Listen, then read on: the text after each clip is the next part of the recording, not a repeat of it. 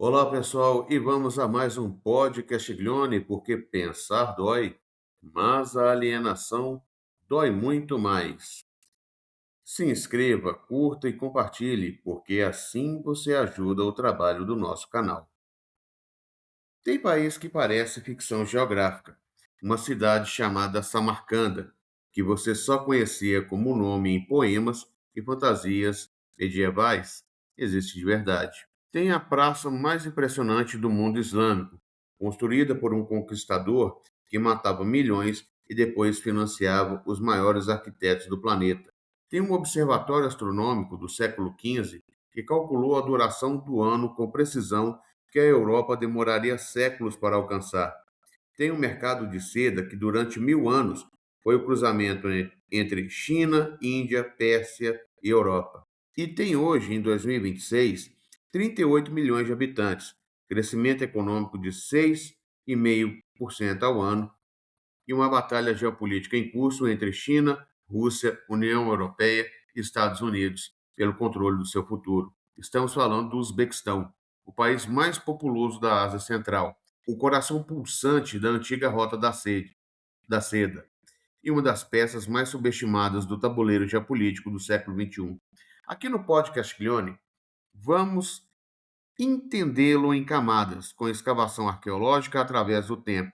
Com Ibn Batuta e Marco Polo, que descreveram o esplendor de Samarcanda, com Marx para entender o algodão soviético como uma acumulação primitiva que destruiu um mar, com Lenin para entender o colonialismo russo que antecedeu a sovietização, com Samir Amin para entender o subdesenvolvimento como estrutura que persiste, com Walter Benjamin para entender os monumentos de Tamerlão como documentos de barbárie, com os economistas e historiadores que pensaram a Ásia Central com o rigor que ela merece, e com os dados de hoje que mostram que o Uzbequistão está se tornando. Bora! Antes de qualquer coisa, precisamos desfazer uma ilusão geográfica que o eurocentrismo produziu. Durante séculos, os mapas mentais ocidentais colocaram a Europa no centro e a Ásia Central na periferia obscura. Mas durante quase 1000 anos, do século VIII ao século XV, a realidade era o oposto. Samarcanda era o centro do mundo.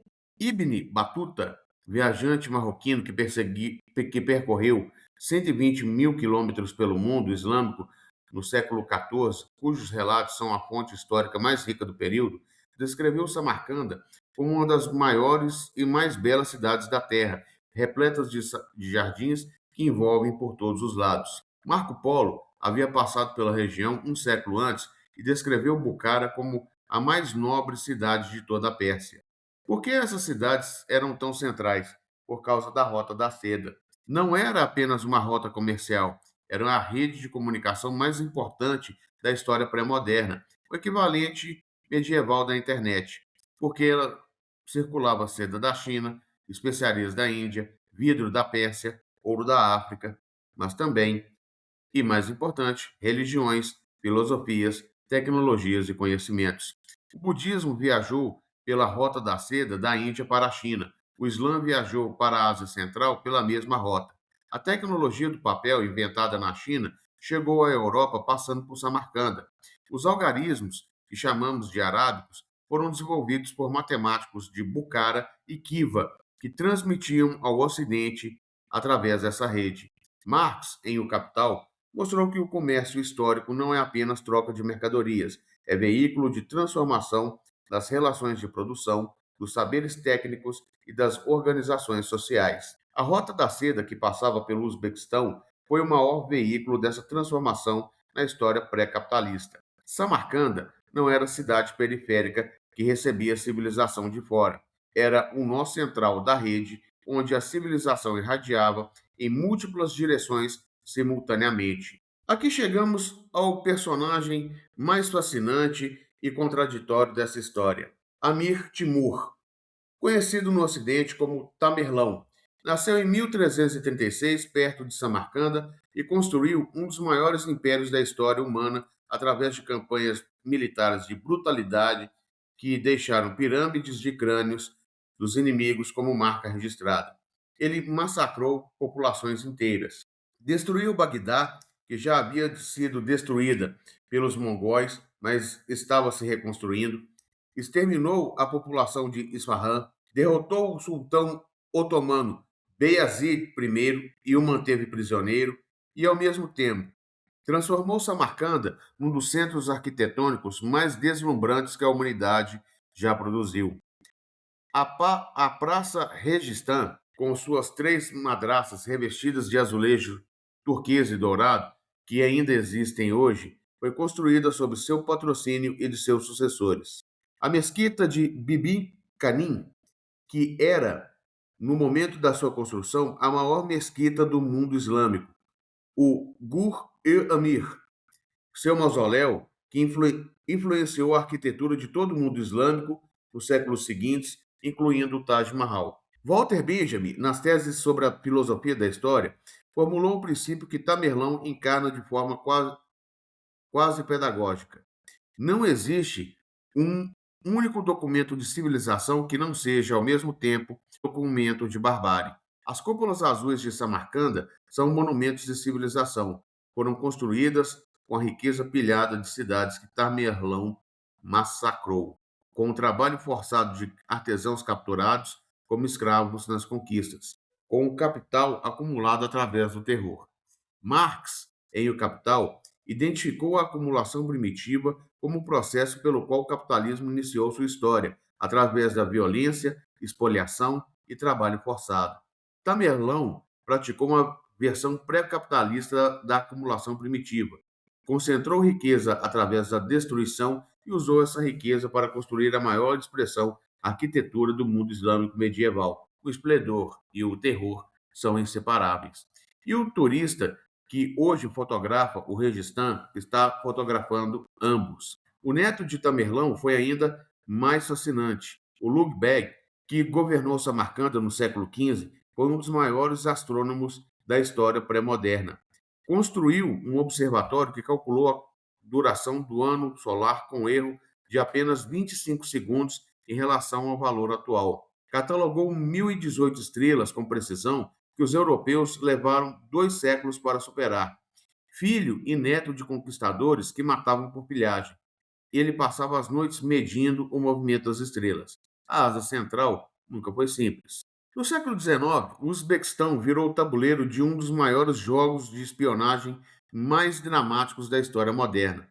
O grande jogo, como os britânicos chamavam, era a competição entre o Império Britânico e o Império Russo pelo controle da Ásia Central. Para os britânicos, o controle da Ásia Central era questão de segurança imperial, impedir que a Rússia avançasse em direção à Índia, a joa da coroa britânica. Para os russos, era questão de expansão territorial necessária. Controlar os canatos da Ásia Central significava acesso ao algodão, às rotas comerciais e ao prestígio de potência continental eurasiana. Bukhara era o epicentro dessa competição. O Emirado de Bukhara era um estado muçulmano independente, uma das últimas entidades políticas soberanas da Ásia Central antes da conquista russa. Sua reputação de mistério e perigo era tão grande que emissários europeus que chegavam à corte do emir frequentemente acabavam em prisões sombrias. A mais famosa era a Cova dos Insetos, um fosso profundo abaixo do palácio do emir, onde prisioneiros eram mantidos com répteis e parasitas, usada para punir espiões e emissários indesejáveis. 2 oficiais britânicos, Charles Stordart e Arthur Connolly, foram executados em Bukhara em 1842, depois de meses nessa prisão. Lenin, em O Imperialismo, mostrou que a competição entre as potências imperialistas não é sobre valores, é sobre mercados, matérias-primas e zonas de influência. O grande jogo era exatamente isso. 2 potências imperialistas dividindo o mundo entre si, usando os povos da Ásia Central como peças num jogo que nenhum deles havia escolhido jogar. A Rússia acabou vencendo esse jogo específico, conquistando os Kanatos de Bukhara, Kokand e Khiva nas décadas de 1860 a 1880, e então transformando a Ásia Central em algo que vai nos levar ao próximo bloco e ao desastre mais apocalíptico da história ambiental do século XX. Em 1924, sob Stalin, O Uzbequistão tornou-se uma república soviética. E o que a União Soviética fez com o Uzbequistão é um dos casos mais dramáticos de destruição ecológica e econômica da história moderna. A palavra era algodão, o ouro branco. A União Soviética decidiu que o Uzbequistão seria o grande produtor de algodão do bloco socialista, reduzindo o país à monocultura. Não foi projeto de desenvolvimento, foi especialização periférica forçada dentro do próprio bloco que se dizia alternativa ao capitalismo. Marx, em O Capital, identificou a monocultura colonial como um instrumento de subordinação que destrói a diversidade produtiva local, cria dependência do mercado externo e esgota os recursos naturais.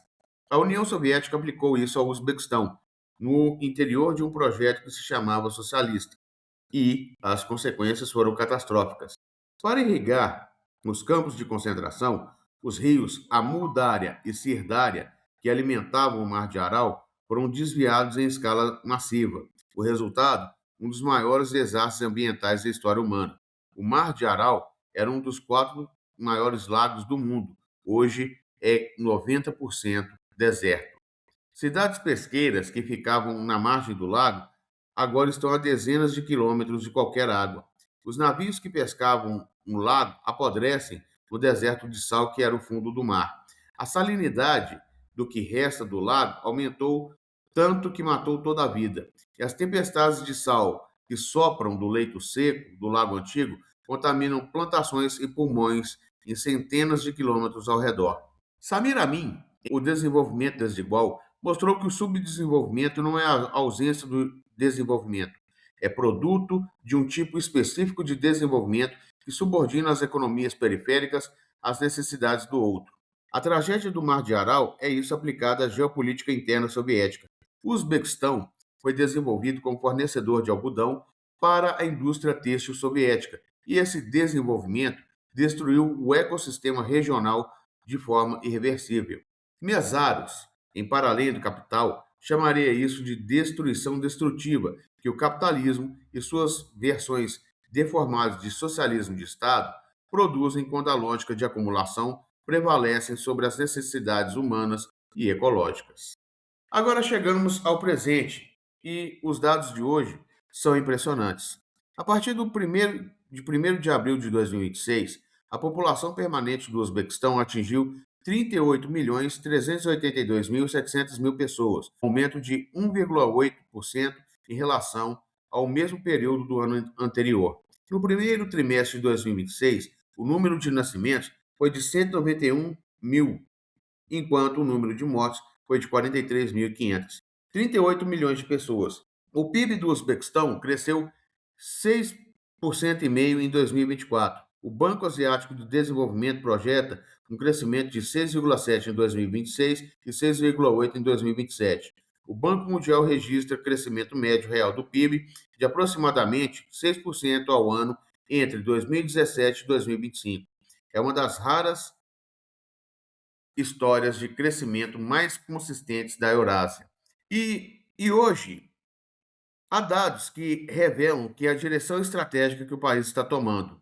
O Uzbequistão pagou mais de 6 milhões de dólares em subsídios para energia solar residencial no primeiro trimestre de 2026, parte de uma estratégia de transição energética que o governo está implementando ativamente. Um país que foi destruído pelo monocultivo soviético do algodão está subsidiando energia solar residencial em 2026. Isso não é coincidência.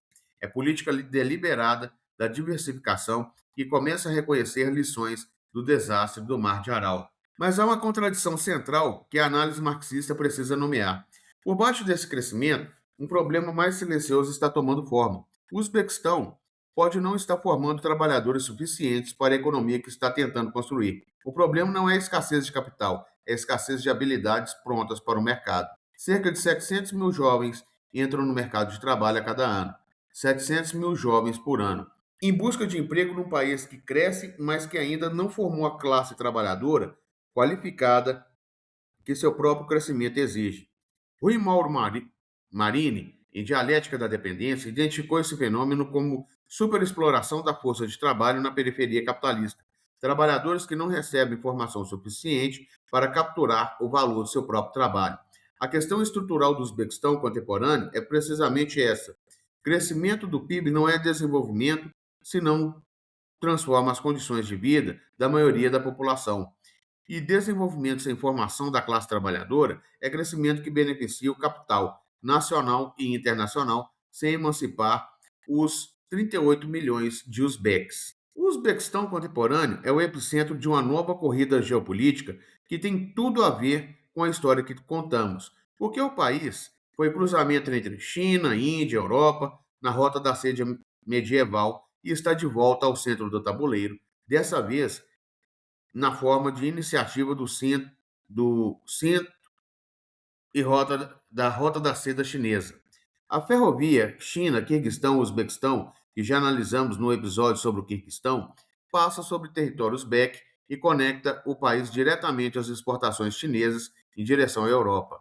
O Uzbequistão está ativamente atraindo investimento chinês, europeu, americano e russo simultaneamente. E a capital Tashkent virou palco de uma das mais intensas disputas de influência da Eurásia. O Uzbequistão apresentou seu potencial de investimento em Nanjing, na China, mais uma peça de integração com o capital chinês. A União Europeia amplia a cooperação com Praga como porta de entrada ao mercado europeu. E o Uzbequistão estreita a cooperação com o Tajiquistão em desenvolvimento de expertise técnica compartilhada. Giovanni Arrighi, em O Longo Século XX, mostrou que os países que ficam na interseção das rotas de comércio e dos corredores de infraestrutura tendem a acumular posições estratégicas que se traduzem em poder geopolítico. Samarcanda foi isso por 1000 anos. E o Uzbequistão contemporâneo está tentando resgatar essa posição, dessa vez não com caravanas de seda, mas com ferrovias, parques tecnológicos e subsídios de energia solar. A questão marxista permanece. Esse crescimento e essa posição estratégica servirão à emancipação dos 38 milhões de uzbeques ou servirão a mais uma rodada de acumulação periférica que beneficia o capital externo, enquanto a classe trabalhadora local continua sem as habilidades e os direitos que o crescimento deveria produzir. Então vamos fechar com a clareza que essa história milenar e que esse presente urgente exigem. O Uzbequistão é um país onde o tempo se acumula em camadas arqueológicas. As mesquitas de Tamerlão, construídas sobre pirâmides de crânios, os canais de irrigação milenários que alimentaram cidades no deserto, os navios soviéticos apodrecendo no leito seco do Mar de Aral, e hoje os painéis solares subsidiados pelo Estado e os 700 mil jovens buscando emprego numa economia que cresce mais rápido do que a forma trabalhadora. Marx nos deu o instrumento para entender que o algodão soviético, como uma acumulação primitiva, destruiu o mar. Benjamin nos deu um instrumento para ver que as cúpulas azuis de Samarcanda, tanto o documento de civilização, são um documento de barbárie. Lenin nos deu um instrumento para entender o grande jogo como competição imperial pelo controle de recursos e rotas. Samir Amin nos deu um instrumento para entender o subdesenvolvimento como produto do desenvolvimento periférico subordinado. Marine nos deu um instrumento para entender que o crescimento do PIB não é desenvolvimento se não emancipar a classe trabalhadora. A RIG nos deu um instrumento para entender por que o Uzbequistão volta ao centro do tabuleiro geopolítico e quem quer controlá-lo. Mesaros nos deu o instrumento para entender que a destruição do Mar de Aral como produto da lógica de acumulação, que o capitalismo em suas versões deformadas e socialismo de Estado compartilham. O Uzbequistão não é exótico, não é periferia esquecida. É um dos lugares onde a história humana aconteceu com mais intensidade e onde ela continua acontecendo com urgência que o resto do mundo ainda não compreendeu. De Samarcanda a Tashkent, de Tamerlão ao subsídio de energia solar, de Batuta ao Banco Asiático de Desenvolvimento. A Rota da Seda nunca parou, só mudou de forma. E como sempre dizemos no podcast Glione, pensar dói, mas a alienação dói muito mais. Se inscreva, curta e compartilhe, porque assim você ajuda o trabalho do nosso canal. Até o próximo podcast Glione.